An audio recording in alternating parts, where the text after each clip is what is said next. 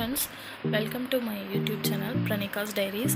இன்னைக்கு வந்து நம்ம B.Ed Teaching Aidsல rotating board அப்படிங்கிறது எப்படி செய்யலாம், என்ன மாதிரி செய்யலாம், எதுக்கெல்லாம் செய்யலாம் அப்படிங்கிற இதை பற்றி பார்ப்போம். நான் செஞ்சதை உங்கள்கிட்ட ஷேர் பண்ணிக்கிறேன், ஐடியா சொல்கிறேன். இது வந்துட்டு நான் கடைகளில் வாங்கினது, அதாவது ஸ்டேஷ்னரிஸில் ரெடிமேடாகவே வாங்கினது. நீங்கள் வந்துட்டு ரெடிமேடாகவும் வாங்கிக்கலாம், அப்படி இல்லை செய்யணும் அப்படின்னு நினச்சிங்கனாலும் செய்யலாம். இது எப்படி செய்யணும் அப்படிங்கிறத நான் நெக்ஸ்ட் வீடியோவில் சொல்கிறேன். இப்போது வாங்க, இதில் வந்துட்டு எப்படி மேக் பண்ணலாம், நான் எந்த மாதிரி மேக் பண்ணியிருக்கேன் அப்படிங்கிறது உங்களுக்கு நான் சொல்கிறேன். இது வந்துட்டு 9th ஸ்டாண்டர்டில் 17 ஆரஞ்சஸ் அப்படிங்கிற ஒரு ப்ரோஸ் லெசனில் புக் பேக்கில் இருக்கிற சினானிம்ஸ்க்காக நான் பண்ணது. இது வந்துட்டு சினானிம்ஸ் அண்ட் அதோட மீனிங்ஸ் வந்துட்டு நான் இங்கே ரைட் பண்ணியிருக்கேன், பாருங்கள். இப்போ இந்த ரெட் அப்படிங்கிறது ஒவ்வொரு கலரும் ஒவ்வொரு மீனிங்கில் வந்து நிற்கும், பாருங்கள். இது வந்துட்டு வெறும் கலர் பென்சில் மார்க்கர் வச்சு நான் வந்துட்டு பண்ணியிருக்கேன்.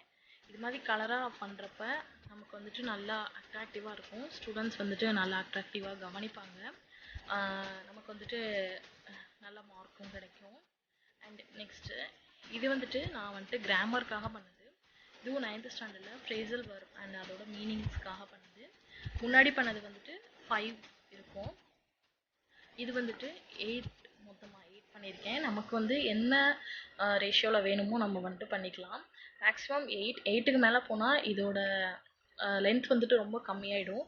ஸோ நமக்கு வந்துட்டு எழுதுறதுக்கு வந்துட்டு ரொம்ப கஷ்டமாக இருக்கும். ரொம்ப சின்னதாக எழுதுனோம்னா ஸ்டூடெண்ட்ஸ் வந்துட்டு ரொம்ப தூரமாக இருக்கவங்களுக்கு தெரியாது. அதனால் மேக்ஸிமம் இந்த சைஸே 8 அண்ட் அதுக்கு கீழே எடுத்துக்கோங்க, அதுவே கரெக்டாக இருக்கும்.